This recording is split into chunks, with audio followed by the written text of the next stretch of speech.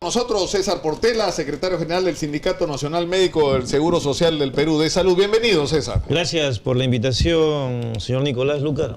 Gracias también. Buenos días. Acá pues preocupado por las denuncias que se hacen a nivel nacional y muchas veces no encontramos el eco de las autoridades, ¿no?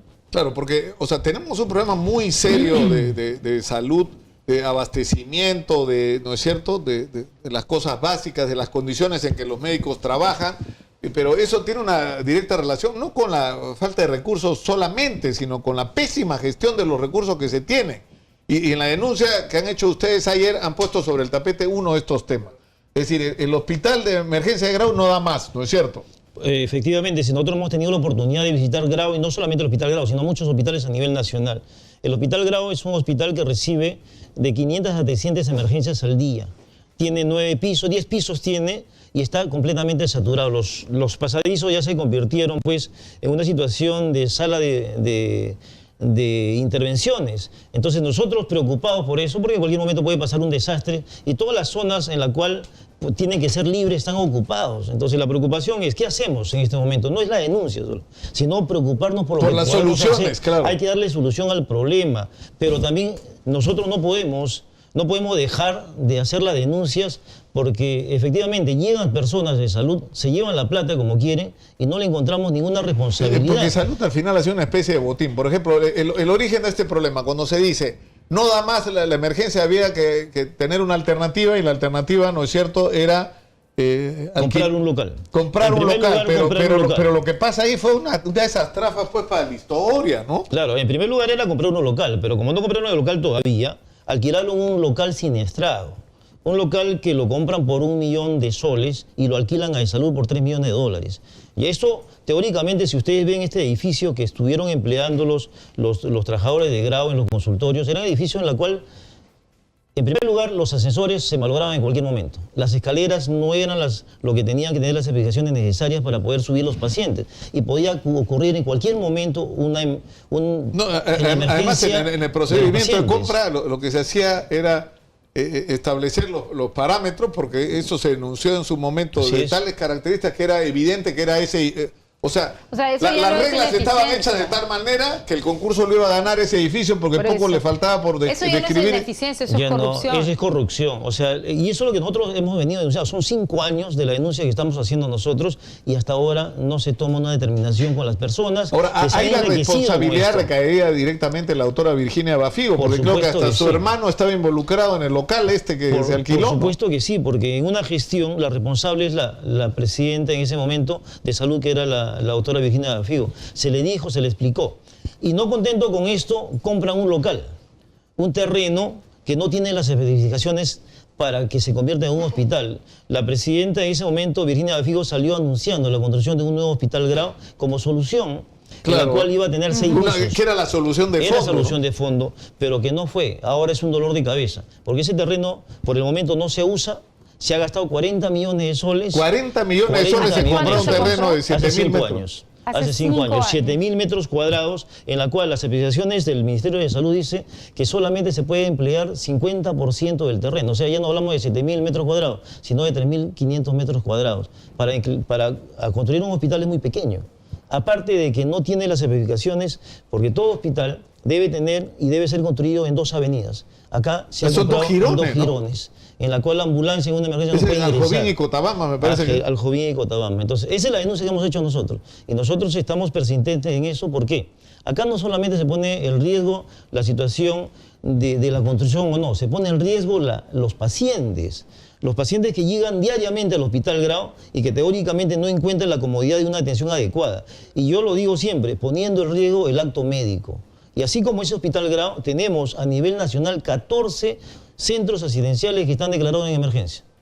Y si ocurre en estos momentos un desastre, tendríamos serios problemas. O sea, declarados en emergencia, ¿en qué? ¿En el sentido que de infraestructura? Usted nos ha enseñado, me ha enseñado a mí videos y fotos de los hospitales, de cómo funcionan en el interior del país, y algunos ascensores es imposible que funcionen, pero algunos sitios están sin techos, no tienen maquinarias, no tienen para hacer rayos X, tomografías, ecografías, no existe. Y lo peor de esto es hacinamiento. Hay un hacinamiento total de los pacientes. No tenemos la capacidad para poder nosotros atenderlo a nuestros pacientes. Hemos visitado Piura, por ejemplo. A ver. En Piura, en Talara, Sullana, en el mismo Piura existe pues una serie de deficiencias. Y es más, nosotros brindamos la atención y hay deudores. Por ejemplo, yo le digo, en Piura, el MINSA le debe 18 millones de soles a Salud por la atención que hacen los pacientes del MINSA y no les pagan. O sea, tenemos salida y fuga de dinero no solamente con la corrupción, como ha pasado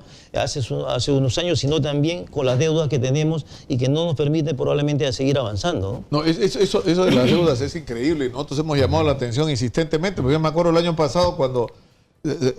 o sea, a SUNAT uno le puede hacer muchas críticas, pero cuando se criticó el hecho de que Salud había contratado a SUNAT para que SUNAT, por un porcentaje que cobraba por el servicio, se encargaba de recuperar las deudas que tenía Salud con entidades públicas y privadas, yo dije, ¿cómo es posible que SUNAT no cobre?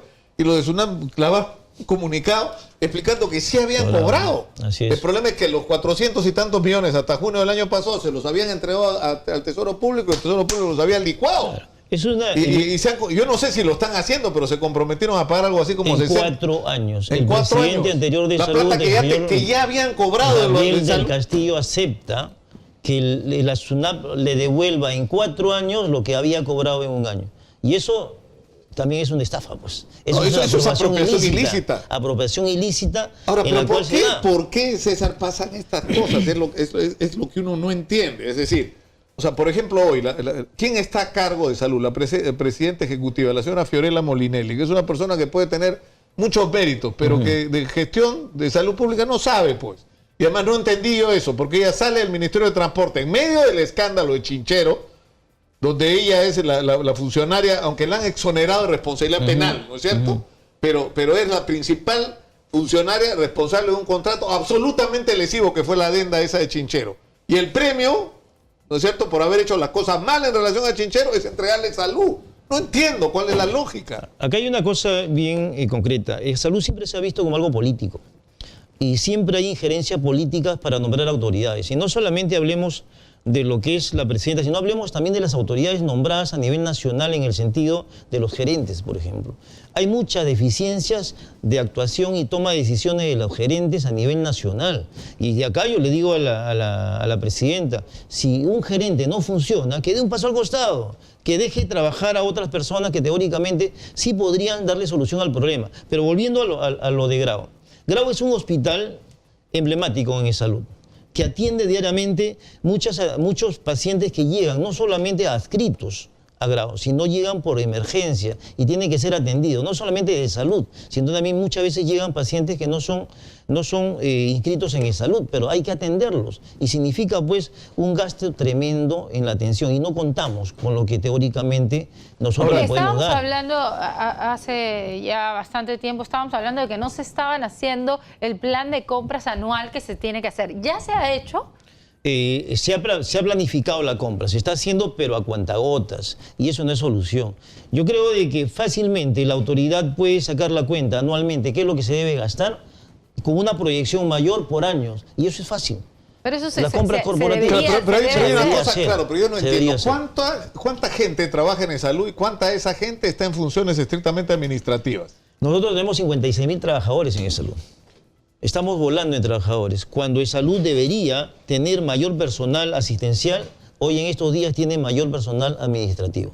Tenemos gerentes, subgerentes que estaban sobrando. Nosotros hicimos una denuncia el año pasado. ¿Pero qué relación hay? O sea, ¿cuánto es personal médico, paramédico? 3 por 1. 3 por 1. Por cada trabajador por asistencial hay 3 administrativos. 3 administrativos. Y no estamos hablando de doctores, estamos hablando entre doctores, enfermeros. Enfermeras, tecnólogos, médicos, toda la gente que tiene que ver con la atención del paciente es uno, el administrativo es 3 veces más. Y nosotros pedimos también la reducción de las gerencias, de las subgerencias. Hay duplicidad de funciones en muchos casos. ¿Y qué? Hay que pagarle. Y esa es una salida. Cuando con un gerente, el sueldo de un gerente podemos contratar 2 médicos. Y podemos cubrir las necesidades de que el problema es que cuando tu criterio para manejar una institución no es un manejo profesional de gente altamente calificada para la función, que se ha preparado para eso, sino es la bolsa de trabajo para pagar los favores políticos, ¿no es cierto? Ese es el grave problema. Ese es grave problema. Y que ha sido uno tras otro todos los gobiernos que han pasado. Así es, Usted así es. Nos ha dicho que en provincia hay muchos hospitales que están en emergencia. ¿Tienen ustedes un cálculo de cuántos hospitales podrían sobrevivir a un desastre? Nosotros tenemos un informe de defensa civil. ¿Ya? Son 14 hospitales a nivel nacional que están declarados en emergencia. Y hay otros... O sea que cuando te declaran en emergencia quiere decir no lo puedes seguir usando, tenías que No sacar a la deberían gente de ahí y haber atenderlo en otro tenemos lado. que remodelarlo. O sea, remodelar los hospitales, construir nuevamente. Porque es un peligro. Demolerlo y Es un levantarlo peligro. nuevamente. Es un peligro. Y a nivel nacional lo tenemos. Y aparte, si ustedes van acá, por ejemplo, ¿cómo está el hospital de San Juan del Lurigancho? ¿Cómo está el de La Molina? ¿Cómo está el Almenara o el Sabogal? Saturados de pacientes, con pacientes en camillas y sentados en silla de ruedas. Hace poco ha salido una paciente que fue atendida pues, en el piso, en el Almenara, ¿no? Y la respuesta del gerente fue, no había camilla. Pues, ¿no? Pero ¿cómo no hay camilla? Entonces, o sea, se puede... yo sé que es absolutamente legítimo y tiene que ver con un tema de solidaridad y de compromiso, porque finalmente somos una sola patria, todos los que vivimos en Latinoamérica, ocuparnos del tema de Venezuela, ¿no es cierto? Así es. Y escuchamos los testimonios sobre el drama que se está viviendo en la salud pública en Venezuela, que es terrible, que es inaceptable, que tiene que acabar lo antes posible. Pero miramos nuestra propia realidad y estamos, pues, como no estamos como para darle lecciones de manejo de la salud pública a nadie, ¿no? Si Lima está mal, imagínense cómo está provincia. Nosotros estamos haciendo visitas inopinadas a los hospitales y nos hemos dado cuenta de lo que ya sabíamos, simplemente hemos querido comprobar in situ, porque muchas veces cuando se anuncia, se arregla la cosa. Pero nosotros no, estamos denunciando cómo está la salud en el país en estos momentos, que es complicadísimo. No nos podemos ocupar probablemente de otros países mientras nosotros estamos mal. Eso es lo que tenemos que hacer. En algún momento llegó a nosotros denuncias sobre la injerencia de ciertos políticos, por ejemplo congresistas, para poner a directores o gerentes de algunos hospitales. Hay presión política. Hay presión política, ¿por qué? Porque las autoridades pues pretenden colocar sus gerentes a nivel de provincias en el sentido de favorecerlos a ellos en sus campañas que puedan hacer, ¿no? Entonces nosotros queremos cortar eso, ya no más es salud que sea un botín político. No más politización. Muchas gracias a César Portela, representante de los médicos de salud, por estar con nosotros esta mañana aquí en Exitosa. Nos vamos.